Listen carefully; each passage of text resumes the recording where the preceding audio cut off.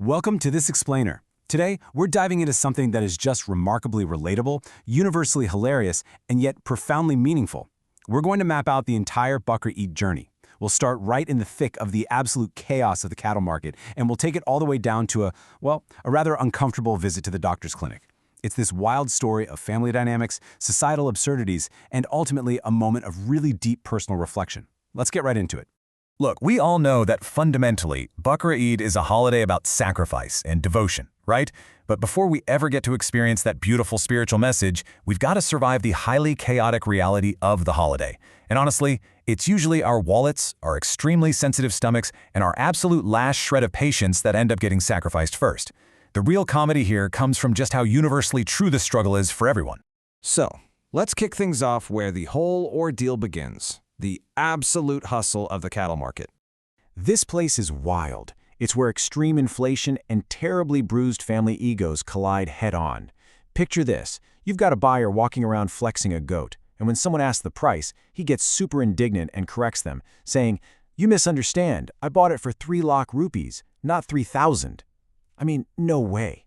These ridiculous encounters just perfectly show how people use these animals purely as status symbols. And hey, it's not just the buyers. You've got dealers trying to pass off incredibly old livestock by straight-up lying, claiming their animals have been raised on this exclusive diet of almonds and butter. The hustle is just absolutely relentless. There is just this massive, massive gap between the expectation and the reality here.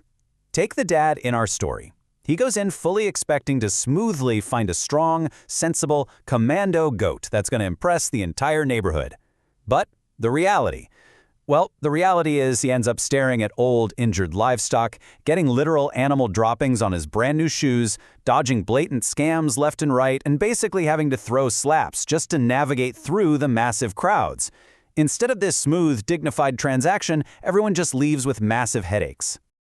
All right, so you survive the market. Now comes the really fun part, bringing that chaos right into your own home. So, the dad finally brings the animal back. He's so proud, right? He presents it to the family, insisting he's found a well-mannered, sensible, sober goat from a good family. He even brags that it's so smart, it's only going to do its business on the dirt. And what happens? Immediately, and I mean immediately, the goat proceeds to urinate directly onto his son's footwear. It's just the perfect comedic deflation of the dad's huge ego. It proves you just cannot control the chaos, no matter how many lakhs you paid for the animal. Now, amidst all this literal goat chaos in the courtyard, domestic life still kind of has to go on inside. The son is getting mocked by his mom for having breakouts right before Eid, but he fiercely defends himself, explaining that he isn't just using some random soap. No, he details this incredibly specific 3-step Elmore skincare routine. Step 1, a cooling face wash. Step 2, an anti-acne serum. And Step 3, a glycerin lotion. It's such a hilarious juxtaposition. You have a wild farm animal making a total mess outside, and inside the son is meticulously defending his dermatologically tested anti-acne glow-up routine. But hey, the family drama definitely doesn't stop with the humans. In a truly absurd twist, even the goat starts suffering from a lack of attention. The goat looks across the street, sees a neighbor's massive bull getting all the neighborhood hype, and gets incredibly jealous. So what's the solution? The goat deliberately tangles itself up in ropes just to create a huge scene and steal back some attention from the family.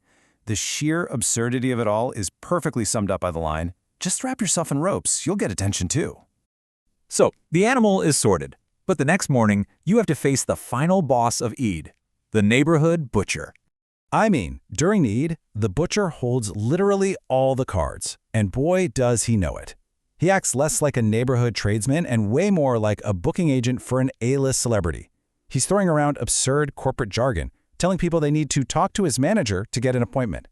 When the dad tries to push him to hurry up, the butcher casually demands these extortionate fees. "I'll do your animal first, but there will be priority charges, 11,000 rupees. He is utterly, ruthlessly maximizing his leverage. But the dad? He isn't going down without a fight. What follows is this highly aggressive, deeply entertaining haggling match. The dad basically tells the butcher to come back down to earth, stops him from acting like he's from the wealthy side of the bridge, and after a fierce back and forth, he actually manages to settle the price at 7,000 rupees. Boom. It's a victory, sure, but an incredibly stressful one. Okay, the sacrifice is done. Now the real endurance test begins, the meat distribution and the inevitable feast. The most crucial part of the holiday's aftermath is how you distribute the meat. The Islamic ideal dictates that it should be divided into equal parts. 1/3 for the family, 1/3 for relatives and neighbors, and 1/3 for the poor. But the reality? It's often very, very different. While the dad is out there giving these noble instructions on equality, the mother is sneakily hoarding all the premium, softest cuts of meat for her own freezer, while leaving the scraps, the fat, and the bones for the donation piles. It's this very human, very flawed moment of greed that so many families secretly navigate. And you know the gluttony doesn't stop at the freezer.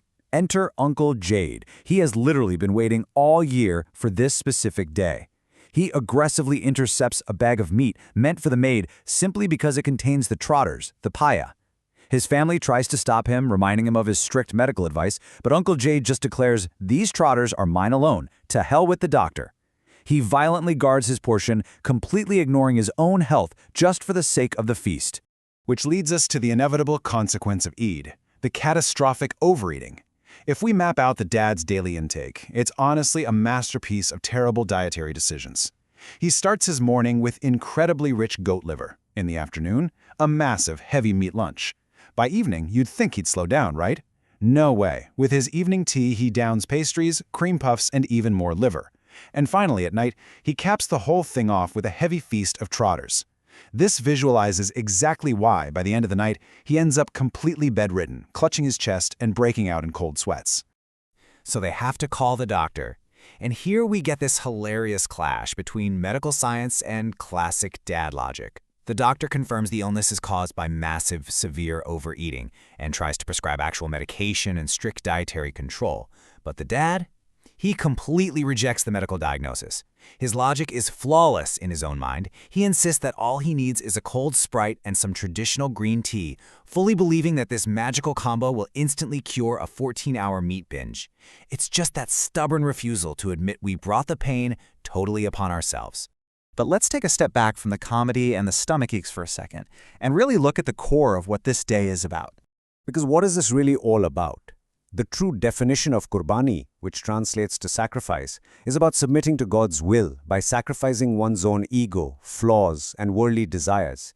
It is absolutely not just about showing off a 3 lakh rupee animal, battling with butchers, or hoarding the absolute best cuts of meat for your freezer.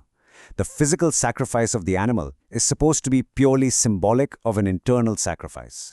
We are challenged to look inward. These right here are the flaws we actually need to sacrifice. Laziness. Lying to ourselves. Like when we pretend we aren't hoarding meat, or when we ignore the doctor's orders. Bad manners, like that intense arrogance we saw at the cattle market. And wasting time.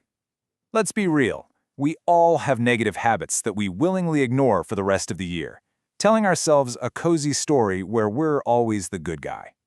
The true spirit of the holiday is actually taking the knife to these internal flaws. It's a pretty powerful pivot from laugh-out-loud comedy to genuine self-reflection, isn't it? So, as you finally digest your own metaphorical or maybe literal feast, I want to leave you with this one profound question to take away. This Eid, which of your flaws will you sacrifice? Think about it. Keep reflecting, and I'll catch you on the next one.